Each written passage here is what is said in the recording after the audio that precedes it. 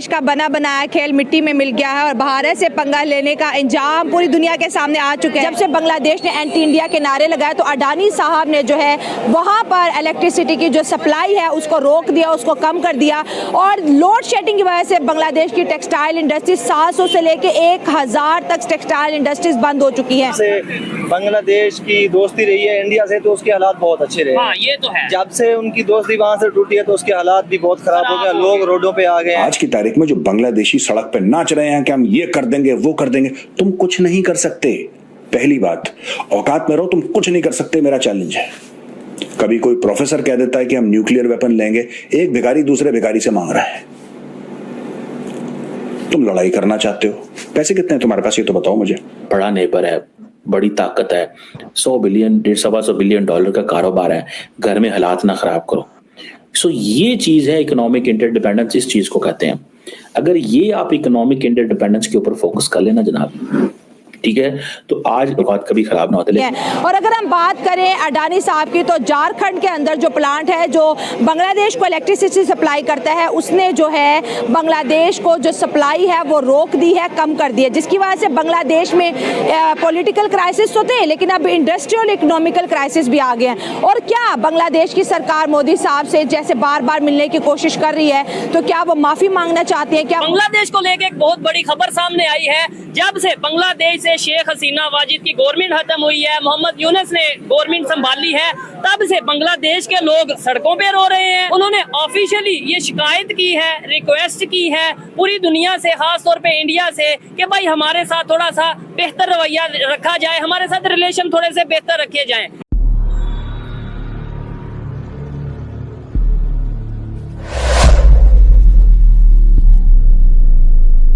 बांग्लादेश का बना बनाया खेल मिट्टी में मिल गया है और भारत से पंगा लेने का इंजाम पूरी दुनिया के सामने आ चुका है। हुआ कुछ यूँ है कि मोहम्मद यूनुस के खिलाफ जो है बांग्लादेश की टेक्सटाइल इंडस्ट्री के जो गारमेंट वर्कर्स हैं वो हज़ारों की तादाद में रोड्स पर आ चुके हैं, जैसे कि आपको स्क्रीन पे नज़र आ रहा है। 20 से ज़्यादा लोग इंजर और कई लोगों के हलाक होने की भी खबर आ चुकी है। उनका डिमांड ये है कि मोहम्मद यूनुस यहाँ से निकल जाए। हुआ कुछ यूँ है कि जब से बांग्लादेश ने एंटी इंडिया के नारे लगाए तो अडानी साहब ने जो है वहाँ पर इलेक्ट्रिसिटी की जो सप्लाई है उसको रोक दिया, उसको कम कर दिया और लोड शेडिंग की वजह से बांग्लादेश की टेक्सटाइल इंडस्ट्री 700 से लेके 1000 तक टेक्सटाइल इंडस्ट्रीज बंद हो चुकी हैं। और अगर हम बात करें अडानी साहब की तो झारखंड के अंदर जो प्लांट है जो बांग्लादेश को इलेक्ट्रिसिटी सप्लाई करता है उसने जो है बांग्लादेश को जो सप्लाई है वो रोक दी है, कम कर दी है, जिसकी वजह से बांग्लादेश में पॉलिटिकल क्राइसिस तो थे लेकिन अब इंडस्ट्रियल इकोनॉमिकल क्राइसिस भी आ गए हैं। और क्या बांग्लादेश की सरकार मोदी साहब से जैसे बार बार मिलने की कोशिश कर रही है तो क्या वो माफ़ी मांगना चाहते हैं? क्या मालदीव की तरह बांग्लादेश को एहसास हो गया कि वो इंडिया के बगैर नहीं चल सकते?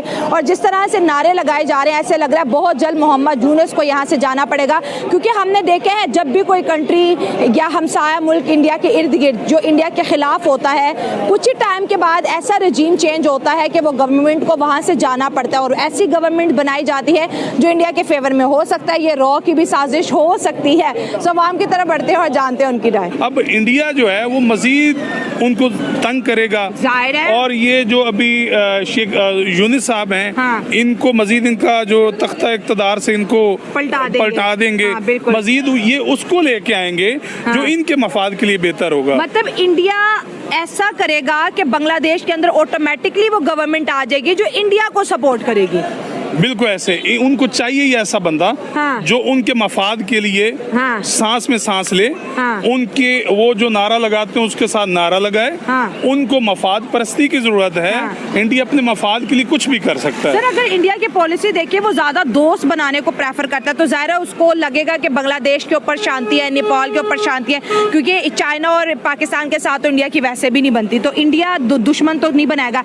लेकिन इकोनॉमिकली इतना प्रेशराइज इस वक्त बांग्लादेश हो चुका है कि मुझे लगता है कि अगर मोदी साहब मोहम्मद यूनुस से मिलने का फैसला कर दे तो यूनुस साहब तो पैरों में बैठ जाएंगे जो हालात हो गए हैं बांग्लादेश के। मोदी साहब फैसला मेरा ख्याल है नहीं करेंगे। लास्ट टाइम रिजेक्ट कर दिया था कि नहीं मिलना यूनुस से। मोदी कभी भी नहीं उनसे मिलेगा हाँ। और यूनुस साहब को घर ही जाना पड़ेगा सच में रियली इसको हाँ, हाँ। उसकी क्योंकि जहाँ वहाँ की जो स्टैब्लिशमेंट है हाँ। उनको भी वो बंदा चाहिए जो इन्वेस्टमेंट लेके आए। हाँ। उनकी वजह से तो अभी जो यूनिस साहब हैं, जो उसने अपने डिसीजन लिए, जो फैसले किए, इस तरह तो जिस तरह ये अडानी साहब हैं या और लोग हैं, ये तो अपनी इन्वेस्टमेंट निकाल लें तो फिर बांग्लादेश में रह क्या गया? कुछ भी नहीं। बल्कि बांग्लादेश में हमारे पाकिस्तानी लोगों ने काफी इंडस्ट्री बनाई है वहाँ पे। हाँ। तो इस तरह तो बांग्लादेश में क्राइसिस फैलेगा, मजीद वहाँ पे तबाही का शिकार होगा। तो बांग्लादेश की आर्मी को भी इंडिया की इन्वेस्टमेंट चाहिए ही चाहिए। वो तो पहले भी कर रहे हैं और मजीद भी करेंगे। तो फिर इंडिया के खिलाफ नारे क्यों लगाए थे, जिसका इंडिया को आपको देखिए बड़ा दुख है कि भाई हमने इनको पाला, हमने इनको हर चीज दी, वीजा दिए, इनके ऊपर इतनी हमने जो है नवाजिशें की, और बदले में इन्होंने इंडिया के खिलाफ नारे लगाए, बदले में इन्होंने गद्दारी के नारे लगाए। जिस तरह एक छोटे से बच्चे को वालिदैन पालते हैं, हाँ। तो कल को वालिदैन के सामने उठ के खड़ा हो जाए तो वालिदैन बर्दाश्त करेंगे? हाँ, वो तो उसको देश निकाला देंगे, उसको घर से निकाल देंगे। बिल्कुल। तो अब इंडिया भी वही उनके साथ कर रहा है, उनको अपनी औकात पे ला रहा है। क्या बांग्लादेश हो गया, ये जो दो कंट्रीज हैं जो हिंदुस्तान से अलग हुए हैं, क्या वजह आज तक सेट क्यों नहीं हो पा रहे, अपनी इकोनॉमी क्यों नहीं बेहतर कर पा रहे? बांग्लादेशी भाग के इलीगली कोशिश कर रहे हैं को इंडिया में चले जाए, इंडिया में जाके रोजगार मिल जाएगा। क्या कहना चाहेंगे इसके ऊपर? जी, फर्स्ट ऑफ ऑल तो यह है कि हमारे लोगों का या हमारे मुल्क का दीन से दूरी है। अच्छा। दूसरे नंबर से भी ये बात है कि जब से बांग्लादेश की दोस्ती रही है इंडिया से, तो उसके हालात बहुत अच्छे रहे। हाँ, ये तो है। जब से उनकी दोस्ती वहाँ से टूटी है तो उसके हालात भी बहुत खराब हो गए, लोग रोडों पे आ गए हैं, यही हालात है। एग्री करता हूँ भाई, जब तक उनके इंडिया के साथ रिलेशन बेहतर थे, इंडिया के साथ रिलेशन बेहतर कह लें या ये कह लें, जब तक कि मोहम्मद यूनुस या इससे पहले शेख हसीना की गवर्नमेंट थी, मोहम्मद यूनुस की गवर्नमेंट नहीं आई थी, तब तक वो स्टेबिलिटी की तरफ, कुछ ना कुछ बेहतरी की तरफ जा रहे थे। आप एक तरह के क्या वजह समझते हैं बांग्लादेशी कोशिश कर रहे हैं भाग के हम इंडिया में चले जाएं, तो अलग होने का क्या मकसद था अगर आज भी यही सिचुएशन? इसके बारे में तो मुझे नहीं पता, लेकिन इतना जरूर जानता हूँ कि जिस तरह भाई ने गुफ्तगू अच्छी की है। अच्छा। कि हमारे जो हुक्मरान है, ठीक है, मैं हुक्मरान के बारे में कुछ नहीं कर सकता जितनी देर तक पब्लिक अपने आप को सेट ना करेगी। ठीक है, मैं गलत तो नहीं कह रहा? नहीं, ठीक कह रहे हैं। पब्लिक जो है वो ही, अगर निजाम को चलाने वाले, अगर हुक्मरान अगर गलत है तो उन्हें गलत कहें। ठीक है, सपोर्ट क्यों कर रहे हैं? बिल्कुल ऐसे ही है। क्योंकि इमरान खान के साथ भी वही है, ठीक है, उनके साथ भी वही है। ठीक है, तो मैं तो नहीं इस चीज को समझता कि यार कम से कम अगर हुक्मरान भी गलत है तो आवाम को भी सेट रखना चाहिए। अच्छा, आप भाईजान क्या कहना चाहेंगे? आपने ये जो बात की मैं एग्री करता हूँ, आप में से कोई बात करेगा जी? अच्छा, मैं ये बताएं कि क्या वजह है हम दोस्ती या रिलेशन बेहतर क्यों नहीं कर लेते सब नेबर कंट्री के साथ, बजाय इसके? वालेकुम अस्सलाम। सर, दोस्त नुमा दुश्मन कौन जो भी है, अच्छा, जो बुक्स रखेगा वो सामने आ जाएगा। ठीक है, एक्सपोज हो जाएगा। प्यार से रहे, इखलाक से रहे, क्योंकि बड़ी मंजिलों के मुसाफिर दिल छोटा नहीं रखते। क्या?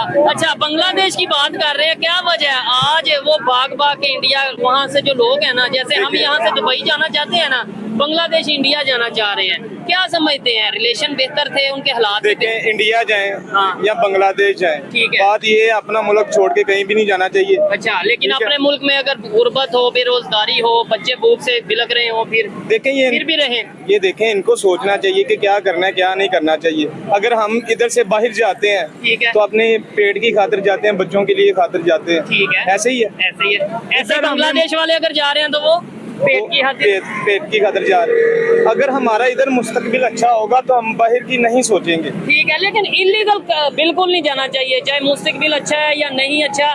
काम अगर आप 2 नंबर करेंगे, फेक काम करेंगे, इलीगल जाएंगे तो डेफिनेटली आगे भी मुश्किल होगी, उस कंट्री को भी जहाँ पे आप जा रहे हैं, और आपकी कंट्री को भी मुश्किल होगी, आपका इमेज खराब होगा। और चाहिए इनको कि अब भी ये होश के नाखन लें और इंडिया बांग्लादेश से ना ले। इंडिया से नहीं बल्कि किसी कंट्री से भी ना पंगा लें, हाँ। क्योंकि अभी उनकी इतनी इकोनॉमी स्टेबल नहीं है कि वो अपने पाँव पे खड़े हो सकें। हाँ। तो आपको क्या लगता है कि ये जो एहतजाज है ये जल्दी रुक जाएंगे या फिर अडानी साहब फिर कोई इनको मोहलत दे देंगे? नहीं, ये अडानी साहब जो है इनको अब मोहलत तब देंगे जब ये चले जाएंगे।